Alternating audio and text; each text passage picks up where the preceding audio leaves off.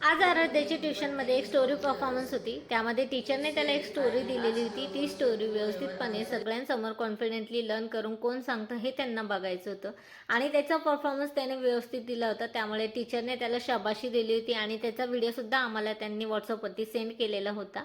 म्हणून ना मला खूप अभिमान वाटला त्याचा आणि त्याचा सेमी पॅटर्न असून सुद्धा त्याने व्यवस्थित परफॉर्मन्स दिला होता. तसा तो अभ्यासात हुशारच आहे. आज जेवणामध्ये ना दही भेंडी बनवायची होती. त्यासाठी भेंडी मी तेलामध्ये कट करून परतवून घेतलेली छानपैकी आणि इथे दह्यामध्ये काही बेसिक मसाले ॲड केले, जसं लाल मिरची पावडर, गरम मसाला, धने पावडर, हळद, मीठ एवढे मसाले मी दह्यामध्ये छानपैकी थोडंसं पाणी टाकून मिक्स करून घेतलेले. इथे तेलामध्ये जिरे मोहरीचा तडका दिला. कांदा छानपैकी परतून घेतलेला. कांदा परतून झाला की त्यामध्ये आपल्याला जे दह्याचं मिक्सचर आहे ना ते तेल सुटेपर्यंत परतून घ्यायचं. परतून झालं की त्यामध्ये जी भेंडी आपण परतून घेतलेली होती ती इकडून तिकडून करून घ्यायची. तुम्ही हवं तर यामध्ये थोडंसं पाणी ॲड करू शकता ओली ग्रेव्हीसाठी, पण आमच्या घरामध्ये अशी सुकी भेंडी आवडते म्हणून मी तशीच ठेवलेली. आमच्या घरामध्ये 2 टाईपच्या भेंड्या आवडतात.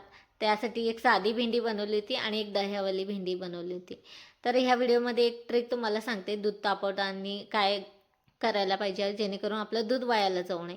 दूध तापवताना एक तवा ठेवायचा, त्यावरती दुधाचं पातेलं ठेवायचं, गॅसना पूर्णपणे लो ठेवायचा आणि दूध आपल्याला वाया जात नाही. अर्धा तास जरी आपण दूध ठेवलं दूध आटतही नाही. चला व्हिडिओचं एंड इथेच करते. बाय.